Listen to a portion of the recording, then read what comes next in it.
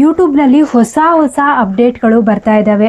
ಇದರಿಂದ ಏನೇನು ಚೇಂಜಸ್ ಆಗ್ತಾ ಇದೆ, ಯೂಟ್ಯೂಬು ಯಾವುದ್ರ ಬಗ್ಗೆ ಜಾಸ್ತಿ ಫೋಕಸ್ ಮಾಡ್ತಾ ಇದೆ, ಇದ್ರ ಬಗ್ಗೆ ಎಲ್ಲ ಕಂಪ್ಲೀಟಾಗಿ ನಾನು ಈ ವಿಡಿಯೋದಲ್ಲಿ ಹೇಳ್ತೀನಿ. ವಿಡಿಯೋಲ್ಲೂ ಸ್ಕಿಪ್ ಮಾಡೋದಕ್ಕೆ ಹೋಗಬೇಡಿ, ಆದಷ್ಟು ಕಂಪ್ಲೀಟಾಗಿ ನೋಡಿ. ಒಂದೊಂದು ಪಾಯಿಂಟನ್ನು ನಾನು ಕಂಪ್ಲೀಟಾಗಿ ಎಕ್ಸ್ಪ್ಲೇನ್ ಮಾಡ್ತೀನಿ. ಯೂಟ್ಯೂಬಲ್ಲಿ ಫಸ್ಟ್ ಆಗಿರೋ ಚೇಂಜಸ್ಸು ಆಟೋ ಡಬ್ಬಿಂಗ್ ಅಂತ ಹೇಳಿದ್ರೆ, ಇವಾಗ ಒಬ್ರದ್ದು ವಾಯ್ಸ್ನ ನಾವು ಆಟೋ ಡಬ್ಬಿಂಗ್ ಮಾಡ್ತೀವಲ್ವ, ಅದೇ ರೀತಿ ನೀವಿವಾಗ ಕನ್ನಡದಲ್ಲಿ ನೀವೇನಾದರೂ ವೀಡಿಯೋಸ್ಗಳನ್ನ ಮಾಡಿದ್ದೀರಾ ಅಂತಂದರೆ ಅದು ಇಂಗ್ಲೀಷ್ಗೆ ಟ್ರಾನ್ಸ್ಲೇಟ್ ಆಗುತ್ತೆ. ನೀವು ಯೂಟ್ಯೂಬಲ್ಲಿ ನೋಡಿರ್ಬೋದು, ನೀವು ವೀಡಿಯೋಸ್ಗಳಲ್ಲಿ ಹೋದ್ಮೇಲೆ ಅಲ್ಲಿ ಸೆಟ್ಟಿಂಗ್ ಅಂತೇಳಿ ಕಾಣಿಸ್ತಾ ಇರುತ್ತೆ. ಆ ಸೆಟ್ಟಿಂಗ್ ಮೇಲೆ ಕ್ಲಿಕ್ ಮಾಡಿ ನೋಡಿದ್ರೆ ನಿಮ್ಗೆ ಗೊತ್ತಾಗುತ್ತೆ ಅಲ್ಲಿ ಯಾವ್ಯಾವ ರೀತಿ ನಾವು ಯಾವ್ಯಾವ ಲ್ಯಾಂಗ್ವೇಜಿಗೆ ನಾವು ಚೇಂಜ್ ಮಾಡ್ಕೊಳ್ಬೋದು ಅಂತೇಳಿ. ಆ ರೀತಿ ನೀವು ಚೇಂಜ್ ಮಾಡ್ಕೊಳ್ಬೋದು. ಈ ರೀತಿ ಚೇಂಜ್ ಮಾಡ್ಕೊಳ್ಳೋದ್ರಿಂದ ಏನು ಉಪಯೋಗ ಆಗುತ್ತೆ ಅಂತ ಅಂದರೆ, ಬೇರೆಯವರು ಇವಾಗ ಕನ್ನಡ ಬರ್ತಾ ಇರುತ್ತೆ ಆದರೆ ಇಂಗ್ಲೀಷ್ ಬರ್ತಾ ಇರಲ್ಲ, ಅವರಿಗೆ ಇಂಗ್ಲೀಷ್ನಲ್ಲಿ ವಿಡಿಯೋಸ್ ಬೇಕಾಗಿರುತ್ತೆ. ಈಗ ಇಂಗ್ಲೀಷ್ನಲ್ಲಿ ಅವರು ಅದನ್ನು ಟ್ರಾನ್ಸ್ಲೇಟು ಮಾಡ್ಕೊಳ್ಬೋದು, ಆಟೋ ಡಬ್ಬಿಂಗ್ ಮಾಡ್ಬೋದು. ಇದರಿಂದ ಬೇಗ ಜಾಸ್ತಿ ವ್ಯೂಸ್ಗಳು ಬರುತ್ತೆ. ಅದ್ರ ಜೊತೆಗೆ ಬೇರೆ ಬೇರೆ ಆಡಿಯನ್ಸ್ಗೆ, ಇವಾಗ ಗ್ಲೋಬಲ್ ಆಡಿಯನ್ಸ್ಗೆ ನಿಮ್ಮ ಚಾನಲ್ಲು ಬೇಗ ರೀಚ್ ಆಗುತ್ತೆ. ಇದೆಲ್ಲ ತುಂಬ ಚೆನ್ನಾಗಿ ವರ್ಕ್ ಆಗುತ್ತೆ. ಇದರಿಂದ ಆಟೋ ಡಬ್ಬಿಂಗಿಂದ ನಿಮ್ಮ ಚಾನಲ್ಲು ಗ್ರೋ ಆಗುತ್ತೆ. ಅದಕ್ಕೆ ನೀವೇನಾದರೂ ನಿಮಗೆ ಒಂದು ವೇಳೆ ಗೊತ್ತಿಲ್ಲ, ಈ ಲ್ಯಾಂಗ್ವೇಜ್ ಗೊತ್ತಿಲ್ಲ, ನಾನು ಈ ವಿಡಿಯೋಸ್ಗಳನ್ನ ಮಾಡ್ತಾಯಿದ್ದೀನಿ ಬಟ್ ಅದರ ಲ್ಯಾಂಗ್ವೇಜ್ ಗೊತ್ತಿಲ್ಲ, ನಾನು ಬೇರೆಯವ್ರದ್ದು ಯಾರ್ದು ವೀಡಿಯೋಸ್ಗಳನ್ನ ನೋಡಬೇಕು, ಅವ್ರು ಮಾತಾಡೋದು ನನಗೆ ಅರ್ಥ ಆಗ್ತಾ ಇಲ್ಲ ಅಂತ ಹೇಳಿದ್ರೆ ಆಗ ಆಟೋ ಡಬ್ಬಿಂಗ್ ಮಾಡ್ಬೋದು. ಈ ರೀತಿಯಾದಂಥ ಚೇಂಜಸ್ಸು ಆಗಿದೆ. ಇದು ಫಸ್ಟ್ ಚೇಂಜಸ್.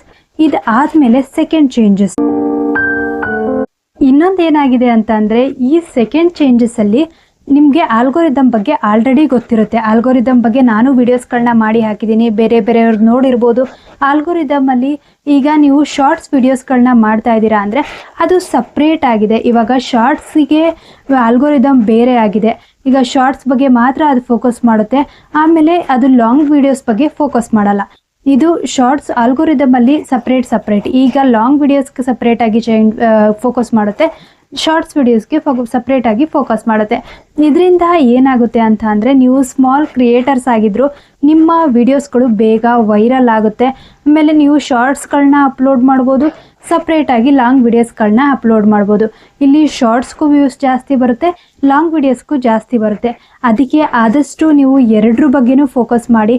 ಈ ಕಡೆ ಶಾರ್ಟ್ಸ್ ವಿಡಿಯೋಸ್ಗಳನ್ನ ಅಪ್ಲೋಡ್ ಮಾಡಿ, ಅದ್ರ ಜೊತೆಗೆ ಲಾಂಗ್ ವಿಡಿಯೋಸ್ಗಳನ್ನ ವಾರದಲ್ಲಿ 2 ರಿಂದ 3 ಲಾಂಗ್ ವಿಡಿಯೋಸ್ಗಳನ್ನ ಹಾಕೋದಕ್ಕೆ ಟ್ರೈ ಮಾಡಿ. AI ಕಂಟೆಂಟ್ ವಿಡಿಯೋಸ್ಗಳ ಬಗ್ಗೆ ನಿಮಗೆ ಆಲ್ರೆಡಿ ಗೊತ್ತೇ ಇದೆ. AI ಕಂಟೆಂಟ್ಗಳ ರೂಲ್ಸಲ್ಲಿ ಏನೇನು ರೂಲ್ಸ್ ಇದೆ, ರೆಗ್ಯುಲೇಷನ್ಸ್ ಇದೆ ಅಂಥೇಳಿ ನಾನು ಆಲ್ರೆಡಿ ಒಂದು ವೀಡಿಯೋಸ್ಗಳನ್ನ ನಾನು ಮಾಡಿದ್ದೀನಿ.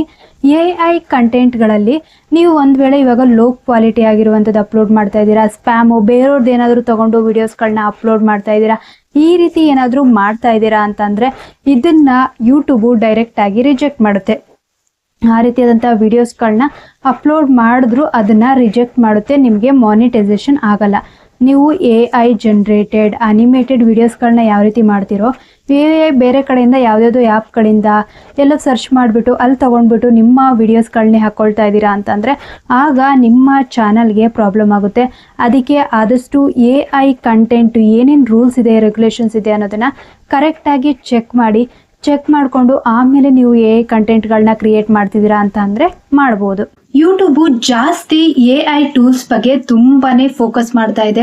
ಇದನ್ನು ಫೋಕಸ್ ಮಾಡೋದ್ರಿಂದ ಇದರೊಳಗೆ ಈಸಿಯಾಗಿ ಎಡಿಟಿಂಗ್ ಮಾಡ್ಬೋದು, ಈಸಿಯಾಗಿ ನಮ್ಮ ವಿಡಿಯೋಸ್ಗಳನ್ನ ಅಪ್ಲೋಡ್ ಮಾಡ್ಬೋದು. AI ಟೂಲ್ಸ್ ಕಡೆ ಯಾಕಷ್ಟು ಗಮನ ಕೊಡ್ತಾ ಇದೆ ಅಂದರೆ, ಇದರಿಂದ ವರ್ಕು ಬೇಗ ಆಗುತ್ತೆ.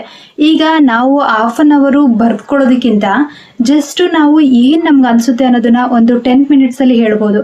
ಆದರೆ ಬರ್ಕೊಂಡು ಕೂತ್ಕೊಂಡ್ರೆ ಏನಾಗುತ್ತೆ ಅಂತ ಅಂದರೆ ಆಗ ನಮ್ಮ ಟೈಮ್ ವೇಸ್ಟ್ ಆಗುತ್ತೆ.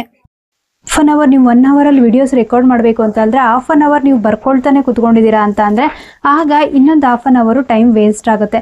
ಅದಕ್ಕೆ ಆದಷ್ಟು ಜಾಸ್ತಿ AI ಟೂಲ್ಸ್ ಬಗ್ಗೆ ಇದು ಫೋಕಸ್ ಮಾಡ್ತಿದೆ.